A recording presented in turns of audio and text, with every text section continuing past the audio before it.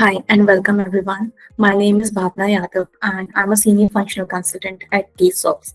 Today in this video, I'm going to share about one of the important feature in version 18, which is the nearest location or closest location. So if you are someone who is dealing with e-commerce business or handling inventory or logistic, this feature can seriously optimize your business. So let's get started. The Odoo application dashboard. Here you have to make sure of the configuration before using the nearest location feature in Odoo. Under settings, you can see storage location and multi-step routes are enabled.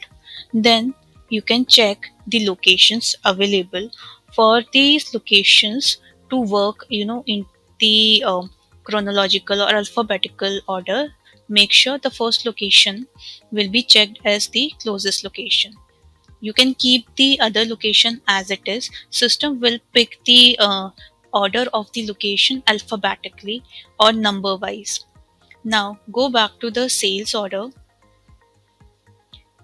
creating one new sales order, selecting the product here along with the quantities.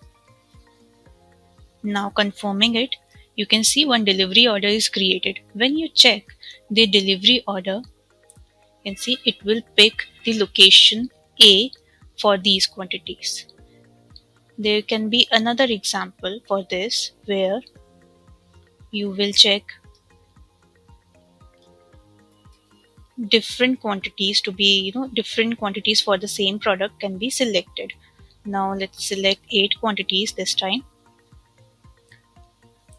and checking the delivery order, you can see this is how the locations can be, the quantities as per the locations can be selected. So this is one of the, best thing about nearest location feature to make it usable in your inventory.